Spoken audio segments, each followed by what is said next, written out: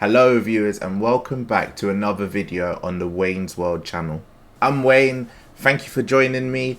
We've got a few things to discuss in this video today. We obviously played Chelsea a few days ago in the Premier League and didn't get the result that we wanted. There's a few little bits of transfer news floating around, so we'll go over that as well.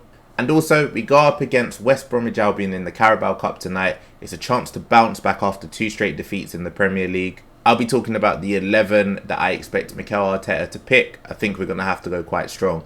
So let's make sure you're comfortable. Grab yourself some refreshments. I'll run the intros. Let's get started.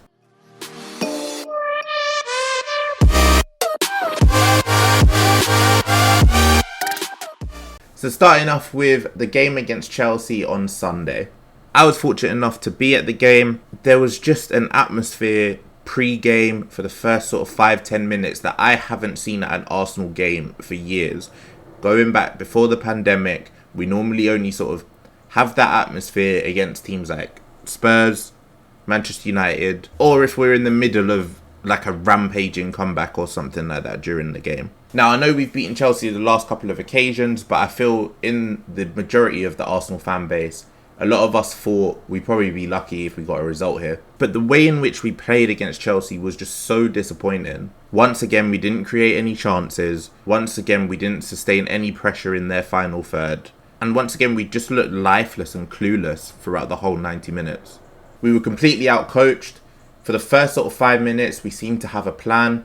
Granit Xhaka was dropping in, making a back five, allowing Kieran Tierney to go out and challenge Reece James 1v1. And we know how good Reece James can be, especially on the attacking end of the pitch. But something after that first sort of 5-10 minutes completely changed. And Kieran Tierney was left isolated on multiple occasions. Unfortunately, we have a coach that doesn't seem to be very proactive at all. And that's one of my main criticisms on Arteta. But there was a lot of space for Reece James to run into even before sort of the goal came in the 12th, 13th minute. And unfortunately, by the time we got to half-time and Arteta managed to make the tactical change, we were already 2-0 down. Now, once again, I just want to make it clear, I didn't expect us to win. I'm not saying I thought we would win either. But to allow our opposition to have 22 shots on goal in our first game at home after everything that's happened was just so disappointing. Not only that, the fact that we ourselves only had 3 shots on target and one of them was from Saka, which was quite far out. We'd be entitled as a fan base to feel really quite flat right now.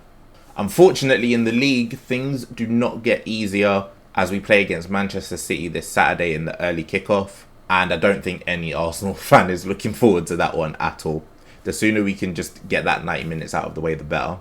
So we're probably going to be looking at 0 points from our first 3 games, heading into an international break. And I know it's early in the season, and I know we've made some young signings, but that simply isn't good enough. At the end of the day, in my opinion, Mikel Arteta has been lucky on 2 occasions already not to lose his job with Arsenal. I feel like he was lucky not to be fired during that stretch of, I think it was 8 games without a win. We saw that Chelsea had a better stretch than that and still managed to sack Lampard.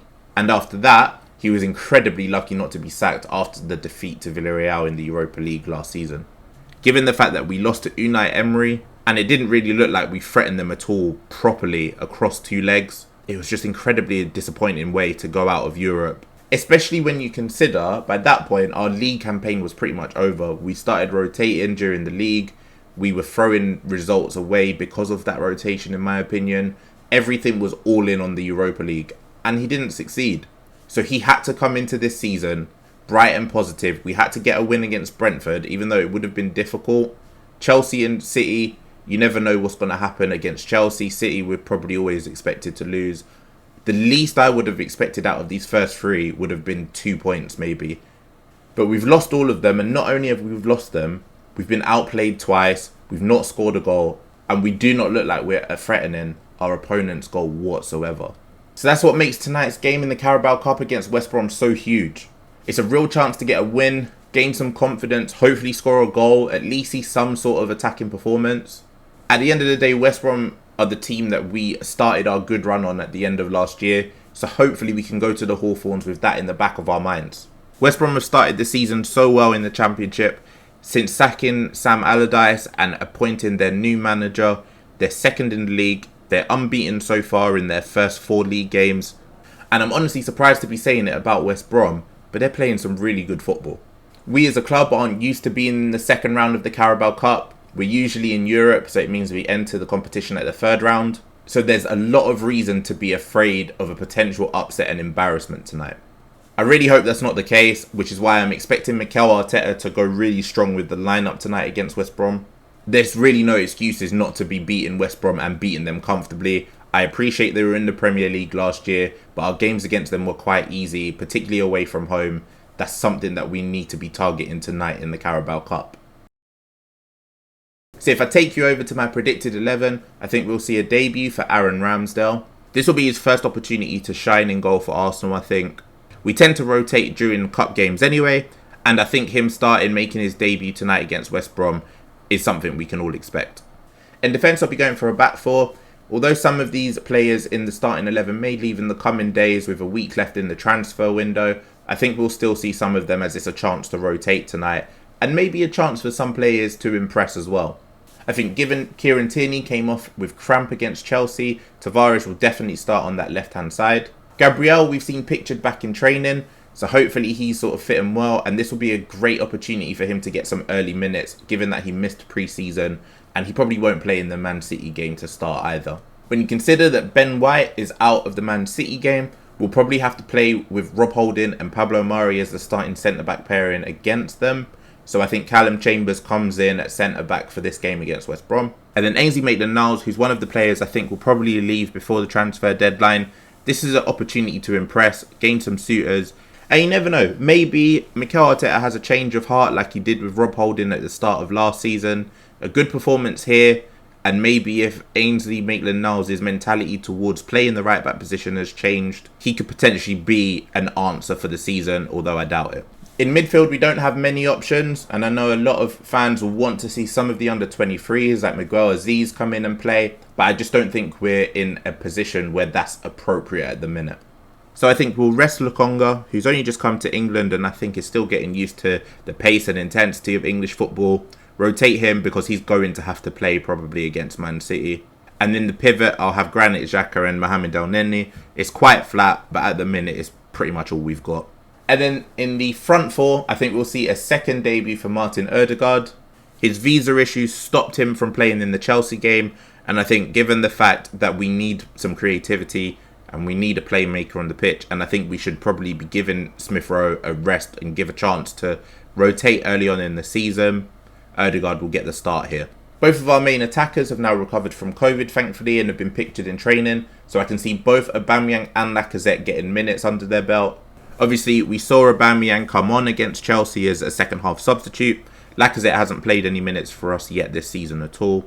So this will be a really good opportunity for both of them to play at least 60, maybe 75 minutes. And then on that right-hand side, I think we'll start Reece Nelson. Now, it wouldn't surprise me to see Bukayo Saka come in, but obviously he started the game against Chelsea and he missed out pre-season, the majority of it. So once again, with Man City in mind, I think Saka might miss this one out or at least be on the bench. Against Brentford, we saw Reece Nelson come on and play a short cameo on that right-hand side. And for balance purposes, in my opinion, if you've got Lacazette and you've got Aubameyang playing, it doesn't make much sense to play Martinelli, doesn't make much sense to play Balogun.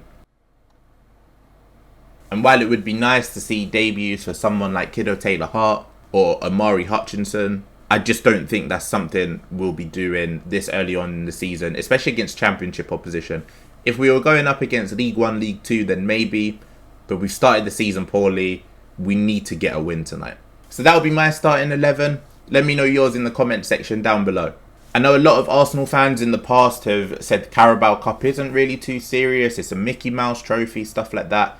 But I don't think we can go into this West Brom game with that mentality at all. For us, the Carabao Cup is a real opportunity to get some silverware. We've seen Man City take it very seriously over the last sort of 4 or 5 years. And given the fact we're not in Europe, we're not going to win the Premier League, the Carabao Cup is the first real opportunity to get some silverware in the season, as well as get ourselves back into Europe for next year. And I imagine for all Arsenal fans and for hopefully the board and the management, that's the primary objective for this season. So hopefully we can start our Carabao Cup campaign with a win and hopefully a good attacking performance for once. We just want to see some attacking flow in football, Mikel. Hopefully we'll be able to show that on the pitch against West Brom tonight. We did well against them last year. let's go through it again tonight. And to finish off today's video, there's a week left in the transfer window, and I think we're going to see a lot, particularly on the outgoing side of things from the Arsenal. We've already seen reports over the last few days that the likes of Kolasinac has been linked to Fenerbahce, Willian has been linked with Corinthians, and Lucas Torreira seems to be heading back to Italy to join Fiorentina on a season-long loan with an option to buy as well. So that's 3 players already looking like they're heading out of the door, and I expect maybe 2 to 3 more at the very least. Eddie Nketiah has reportedly got some interest from Crystal Palace, so that's something that could potentially come to fruition given their problems in front of goal as well. And you never know, there could be some last minute bids for players like Lacazette, who is in the last year of his contract, and it doesn't seem as though so far that Arsenal want to offer him a new one. The same applies for Mohamed El Neni as well. He's previously had interest from clubs in Turkey. We could see him moving on in the final days of the transfer window. Hector Bellerin is another player. We could see him moving on. He was out of the Chelsea game with what was called a slight injury. Whether he plays tonight against West Brom remains to be seen. It wouldn't surprise me if he's fit just to get some minutes in his legs, but he's someone I also expect to be seeing out the door before the transfer deadline closes next week. We've not been able to get many high fees for anyone. Joe Willock, the only major outgoing in terms of transfer fees this summer. But hopefully we can reduce the wage bill, we can reduce the squad size, and maybe see 1 or 2 come in before the deadline closes as well. I think all Arsenal fans are in agreement that we need a right back, probably another centre midfielder, and ideally an attacker as well. So hopefully we see some movement on the midfield front. Right back as well, I think if we can sell or loan out 2 of them, probably Bellerin and probably Maitland-Niles, we may see 1 come in permanently or on loan. So that just about wraps up everything for today. I appreciate you. Thank you so much for joining me. As always, if you are enjoying the content, feel free to hit that like button down below. Feel free to subscribe to the channel if you haven't already. We're currently sitting at 38 subscribers, and the first milestone is that 50 subscriber mark. So I'd really appreciate if you come and join. You're all welcome in Wayne's World. We talk football here, we talk Arsenal here primarily, and we'll be doing some Let's Play FIFA and some Let's Play Football Manager series in the near future as well. So as always, stay safe, take care, enjoy the game tonight if you are an Arsenal fan. Hopefully we don't embarrass ourselves too much against West Brom. And as ever, I'll see you for the next one.